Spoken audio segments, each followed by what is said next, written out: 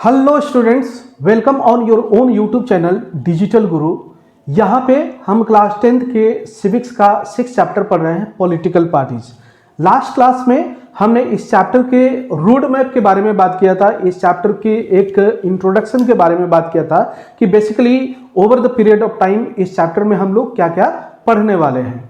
फिर हमने वहाँ पे पॉलिटिकल पार्टीज के मीनिंग को समझा था, पॉलिटिकल पार्टीज के क्या क्या कंपोनेंट्स होते हैं इस बात को समझा था, और पार्टीशनशिप क्या होती है इन चीज़ों को समझ के और एक अंडरस्टैंडिंग डेवलप की थी कि आगे वाले वीडियो में, आगे वाले क्लासेस में हम क्या क्या पढ़ने वाले हैं। तो आपके मन में ये ज़रूर सवाल आता होगा कि भाई आखिर ये जो पॉलिटिकल पार्टीज हैं क्या काम होता है डेमोक्रेसी में, क्यों इनका रोल अहम होता है, क्या पॉलिटिकल पार्टीज के बिना हमारा काम नहीं चल सकता, हमारी डेमोक्रेसी पॉलिटिकल पार्टीज के बिना चल नहीं सकती है क्या, आखिर ये जो पॉलिटिकल पार्टीज जो एग्जिस्ट करती है इनके क्या फंक्शंस होते हैं, किस तरीके से काम करते हैं। तो ये जो क्लास होने वाली है बेसिकली इसी पे फोकस्ड होगा कि हम इस क्लास में पॉलिटिकल पार्टीज के डिफरेंट फंक्शंस के बारे में डिस्कस करने वाले हैं। तो ये जो टॉपिक है, ये जो चैप्टर है, काफ़ी सेंसिटिव चैप्टर भी है। तो यहाँ पे डिस्क्लेमर के तौर पे बता दूं कि इस पूरे क्लास में हम लोग कोई भी ऐसी बात जो करेंगे पॉलिटिकल पार्टीज के बारे में वो सिर्फ और सिर्फ एकेडमिक पर्पस के लिए होगी, और उसमें कहीं पे भी किसी भी पॉलिटिकल पार्टीज के आइडियोलॉजी या उसके विचारों को या पार्टी को प्रमोट या डिमोट करने का कोई भी मकसद हमारा नहीं है। जो भी हमारा मकसद है वो अपने कंटेंट को डिस्कस करके एक पॉलिटिकल पार्टीज के बारे में जो एक स्टूडेंट के अंदर जो समझ होनी चाहिए उस समझ को डेवलप करना हमारा मेन पर्पस होने वाला है। स्टूडेंट्स, तो अगर हमारे वीडियोस आपको पसंद आते हैं, अगर एक्सप्लेनेशन पसंद आते हैं तो लाइक बटन जरूर प्रेस कीजिए।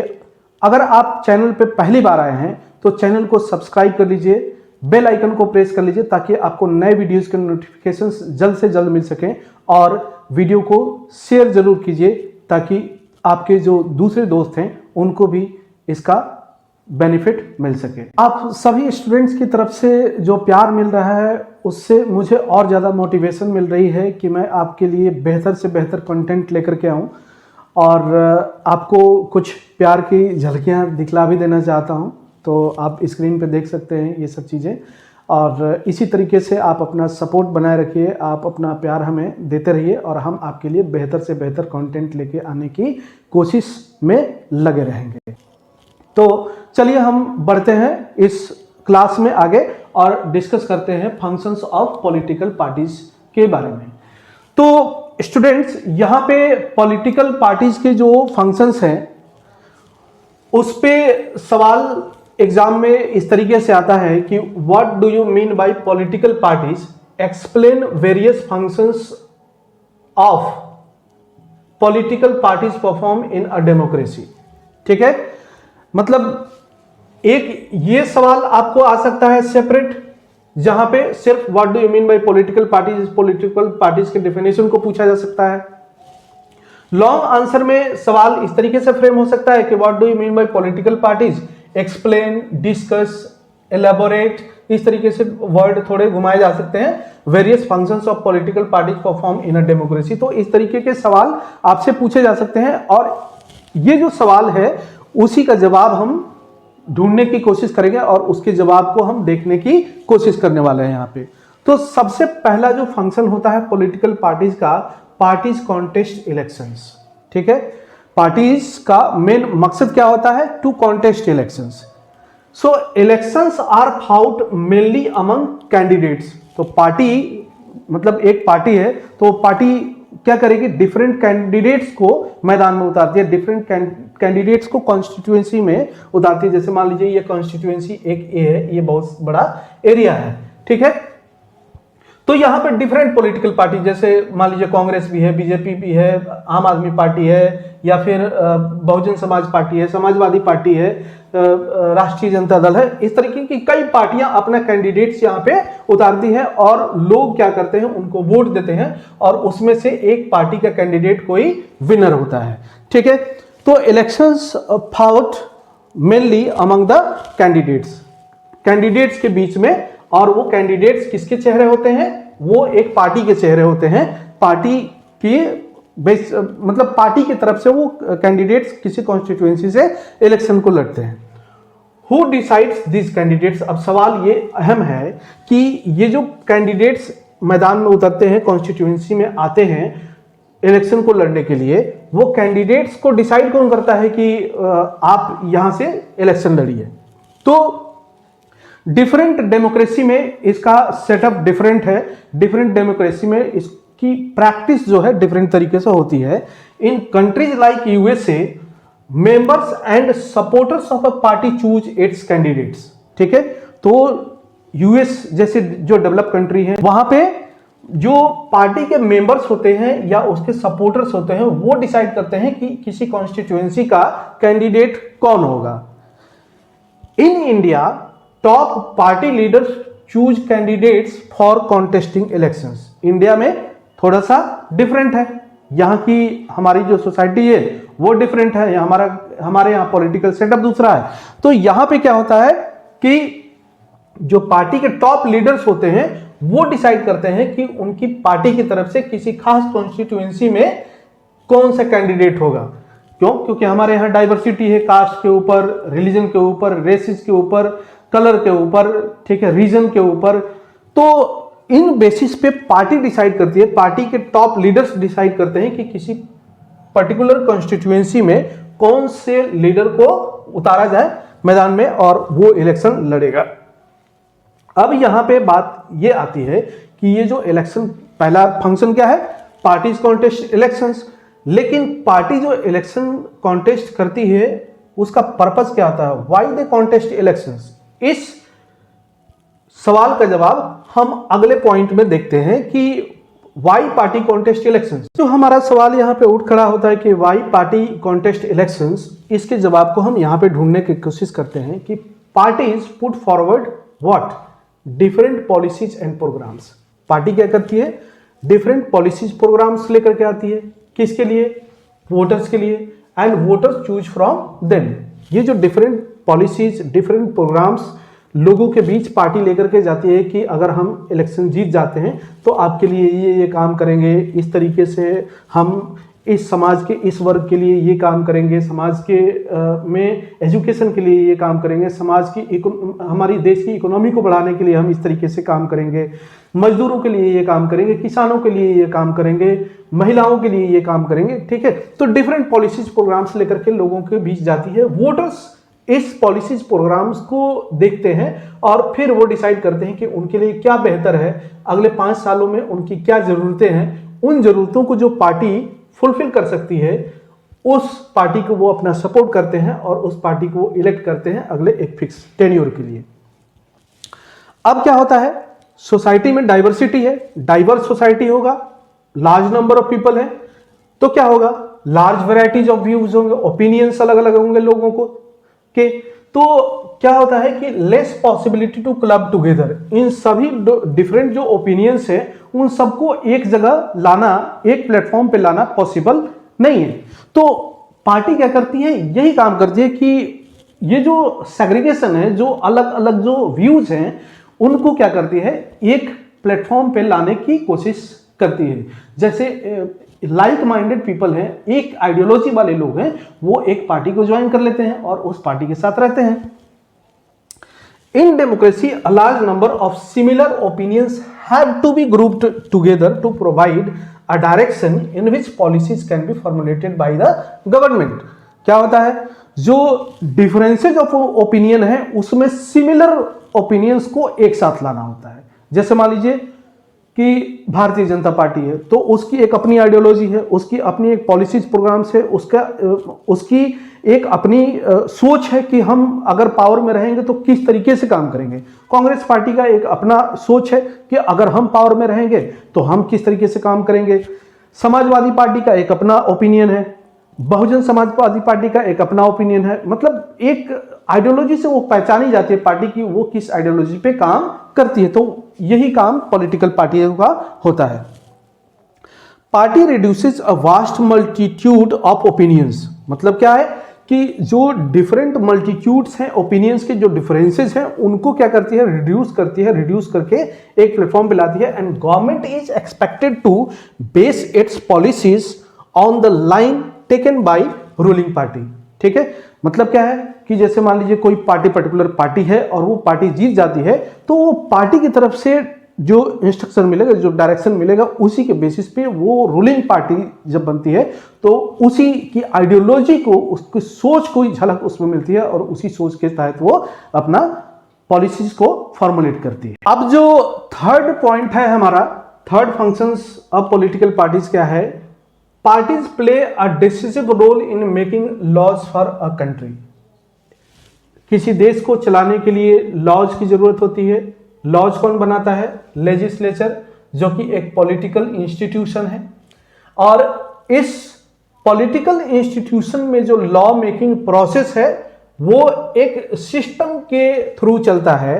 क्या होता है कि बिल लाया जाता है, उसके ऊपर डिबेट होता है, मेंबर्स के द्वारा वोटिंग होती है, फिर उस बिल को पास किया जाता है।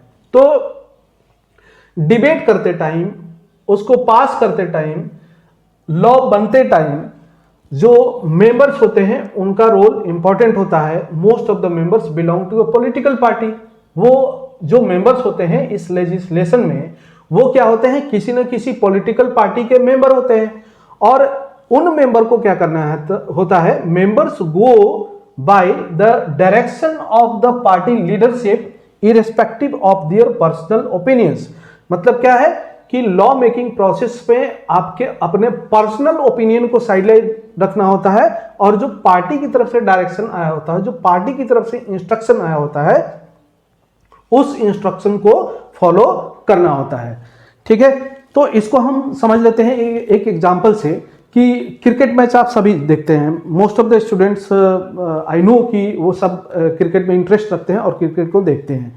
तो अगर अगर कोई टीम, मान लीजिए इंडिया टीम है, अगर वो ग्राउंड पे जा रही है तो टॉस के समय पे क्या डिसीजन लेना है, टॉस जीतने के बाद क्या डिसीजन लेना है, ग्राउंड पे क्या सिचुएशन है। अगर आप मान लीजिए कितने भी एकदम हरफन मौला खिलाड़ी हैं और किस सिचुएशन में आप ग्राउंड पे जा रहे हैं, वो पार्टी जो टीम मैनेजमेंट होती है वो आपको इंस्ट्रक्शन देती है कि आपको जाके रुक के खेलना है या जाके मतलब उड़ाना ही है।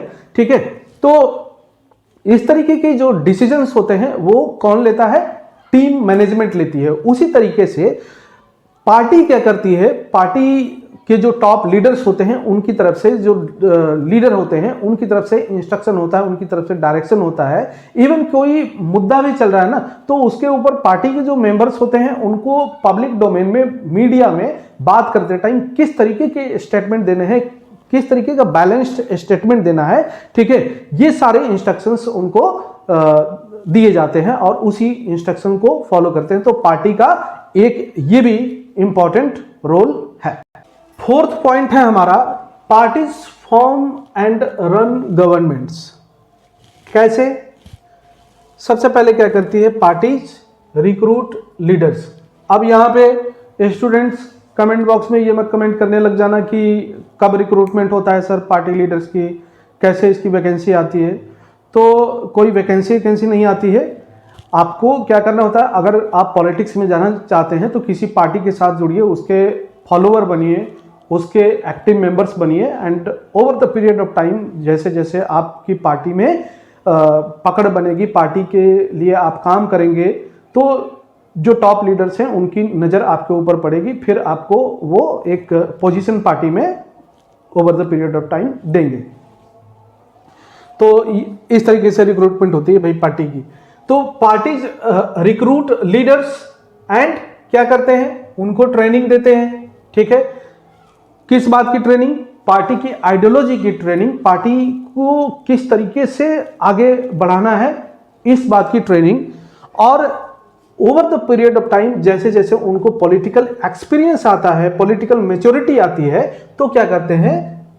कॉन्टेस्ट इलेक्शंस एंड इलेक्शन जीतने के बाद क्या होता है? Make them ministers. उनको क्या किया जाता है? मिनिस्टर्स बनाया जाता है। मिनिस्टर्स किस लिए?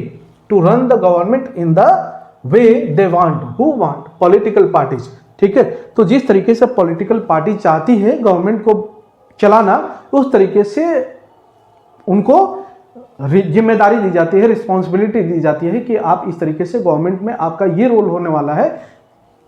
जैसे पर्टिकुलर कोई रेलवे मिनिस्टर बना दिया, फाइनेंस मिनिस्टर बना दिया, डिफेंस मिनिस्टर बना दिया, कोई भी मिनिस्टर बना, तो उस पार्टी की आइडियोलॉजी के बेसिस पे उस मेंबर्स को, उस मिनिस्टर को काम करना होता है। फिफ्थ पॉइंट है हमारा, parties play the role of opposition. ये जो अपोजिशन है ना, डेमोक्रेसी में काफ़ी अहमियत है इसकी, काफ़ी इम्पोर्टेंस है, और इवन एक हेल्दी डेमोक्रेसी या एक हेल्दी डेमोक्रेटिक सोसाइटी की कल्पना हम अपोजिशन के बिना नहीं कर सकते हैं। ठीक है, तो इतना इंपॉर्टेंस है इस अपोजिशन पार्टी का। तो पार्टी क्या करती है, अपोजिशन का भी रोल प्ले करती है। अब अपोजिशन में कौन आएगा, जो इलेक्शन हार जाए। मतलब क्या है कि एक फिक्स नंबर ऑफ सीट्स होते हैं पार्लियामेंट में या स्टेट लेजिस्लेचर में, तो फिक्स प्रोपोर्शन आपको जीतना भी होता है, मेजॉरिटी पार्टी रूल करती है। तो जो पार्टी सेकंड लार्जेस्ट होती है उसको क्या किया जाता है, अपोजिशन का दर्जा दिया जाता है। तो वो जो पार्टी होती है, जो पार्टी इलेक्शन हार जाए, लूजिंग पार्टी, वो क्या करती है, अपोजिशन का रोल प्ले करती है। कैसे, बाय वॉइसिंग डिफरेंट व्यूज। मतलब क्या है कि गवर्नमेंट अगर कोई पॉलिसीज लेकर के आ रही है, गवर्नमेंट कोई स्कीम्स लेके आती है, गवर्नमेंट का कोई प्रोग्राम है, उसमें अपोजिशन पार्टी का मेन अहम रोल ये होता है कि उसकी कमियों को ढूंढे और उसकी कमियों को ढूंढ करके उसका अपोज करें। ठीक है, अब मान लीजिए अपोजिशन पार्टी हो ही ना, तो फिर कौन अपोज करेगा, फिर तो जो रूलिंग पार्टी है वो अपना मनमाना करेगी।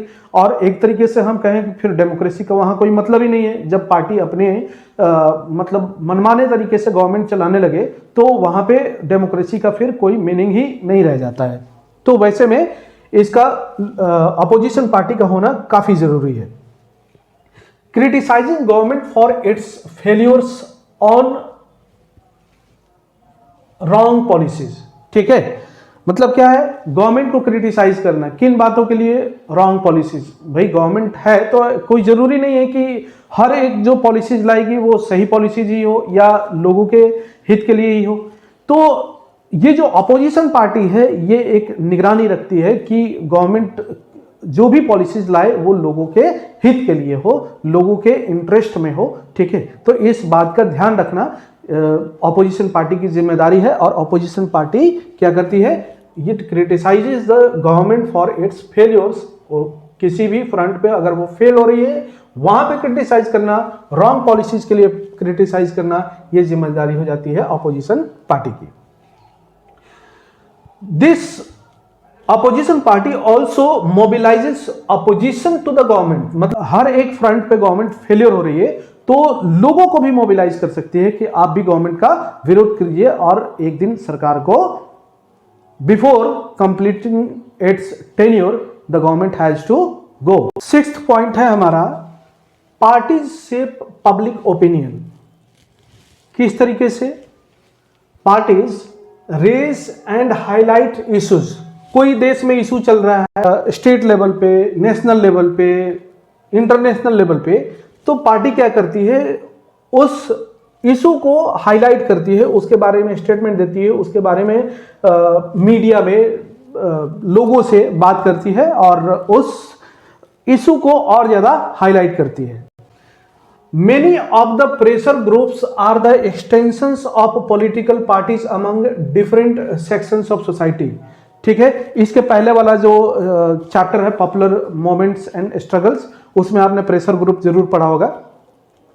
तो बहुत सारी जो पॉलिटिकल पार्टियां हैं उनका एक्सटेंशन है, वो पार्टी के मेन हिस्सा नहीं है, लेकिन वो जो अलग एक ग्रुप है, ग्रुप ऑफ पीपल है, वो किसी न किसी पार्टी से जुड़े होते हैं। जैसे हम एग्जांपल के तौर पे लें कि बहुत सारे स्टूडेंट्स यूनियन है, जैसे NSUI है, national student union of India, जो कि कांग्रेस के साथ काम करती है।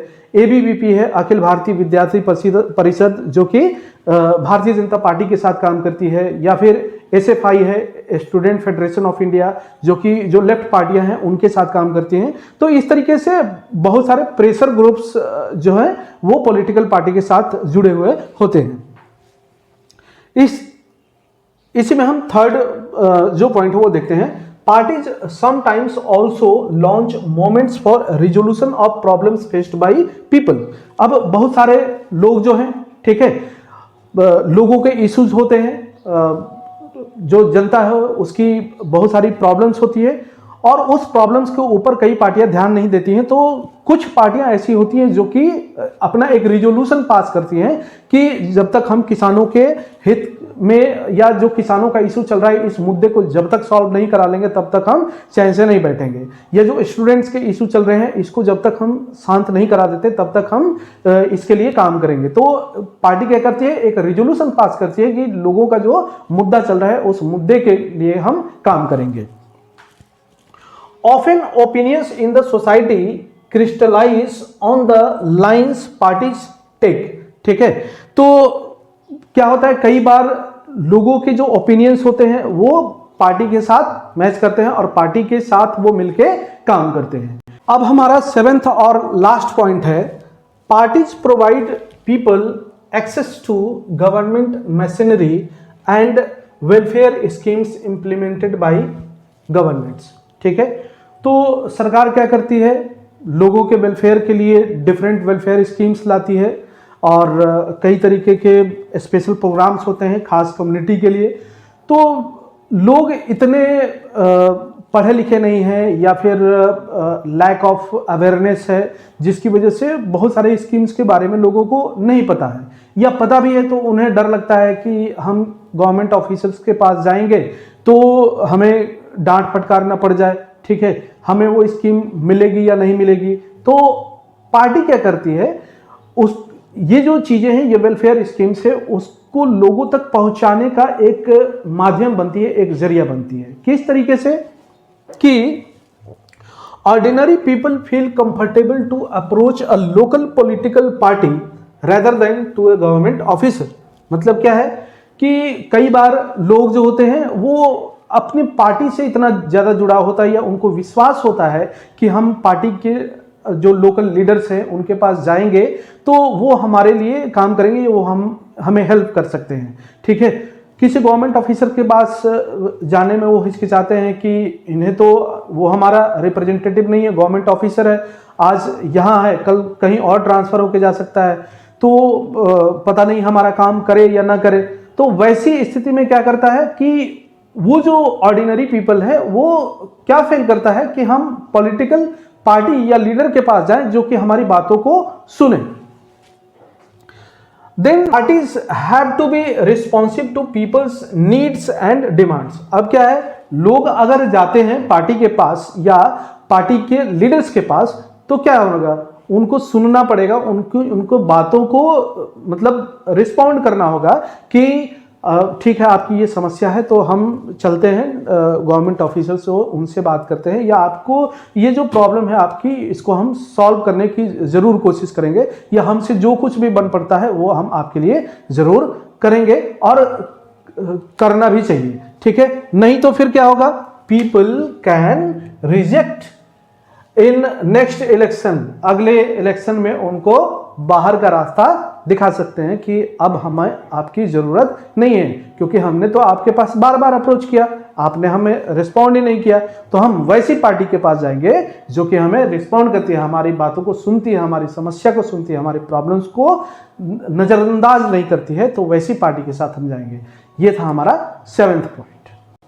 तो अब जो हमने ये 7 पॉइंट्स डिस्कस किए फंक्शंस के, पॉलिटिकल पार्टीज के, उसको हम एक फ्लो चार्ट के माध्यम से देख लेते हैं और समझ लेते हैं कि पॉलिटिकल पार्टीज है, सबसे पहले वो क्या करती है, इलेक्शन कॉन्टेस्ट करती है, किस तरीके से put forward policies and programmes, लोगों को क्या करती है, अपने पॉलिसीज प्रोग्राम्स लेकर के आती है और उसी के बेसिस पे वोटर्स उनको वोट देते हैं। It parties also play decisive role in law making process, ठीक है, ये भी हमने डिस्कस किया। फॉर्म एंड रन गवर्नमेंट्स, ठीक है, गवर्नमेंट को बनाती है, गवर्नमेंट को चलाती है, रोल ऑफ अपोजिशन भी प्ले करती है, शेप पब्लिक ओपिनियन, डिफरेंट तरीके से लोगों के इश्यूज को उठाती है, ठीक है, लोगों के बीच अपने मुद्दों को रखती है और then provide access to government machinery and welfare schemes.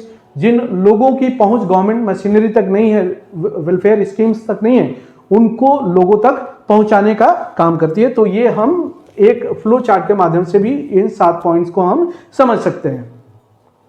तो स्टूडेंट्स, आई होप कि हमने जो भी डिस्कस किया यहाँ पे वो सारी चीजें आपको क्रिस्टल क्लियर एकदम समझ में आ चुकी होंगी। और अगर आपको समझ आती है चीजें तो कमेंट बॉक्स में कमेंट करके जरूर बताइए कि वीडियो कैसा लगा और किस तरीके के और इम्प्रूवमेंट की आपको जरूरत है, या कहीं पे समझने में कोई परेशानी आती है तो आप जरूर कमेंट बॉक्स में कमेंट करके पूछ सकते हैं। तो अगला जो टॉपिक हम लेकर के आने वाले हैं वो नेसेसिटी पॉलिटिकल पार्टीज की, वो डिस्कस करेंगे। और जाते जाते आपसे एक छोटा सा रिक्वेस्ट कि अगर आपने अब तक चैनल को सब्सक्राइब नहीं किया है तो चैनल को सब्सक्राइब कर लीजिए, बेल आइकन प्रेस कर लीजिए ताकि आपको नए वीडियोस के नोटिफिकेशंस जल्द से जल्द मिल सके। और वीडियो को लाइक जरूर करें, ठीक है, लोगों को शेयर करें, अपने फ्रेंड्स को, अपने क्लासमेट्स को जरूर शेयर करें वीडियोस ताकि उनको भी इसका बेनिफिट मिल सके। तो मिलते हैं अगले वीडियो में, तब तक आप अपना ध्यान रखिए, पढ़ने में मन लगाइए, ठीक है। एग्जामिनेशन के डेट्स भी आ चुके हैं, अनाउंस हो चुके हैं, और अपने समझ को बेहतर कीजिए। बने रहिए हमारे साथ डिजिटल गुरु पे, ठीक है। मिलते हैं बहुत जल्द अगले वीडियोस में। Thank you.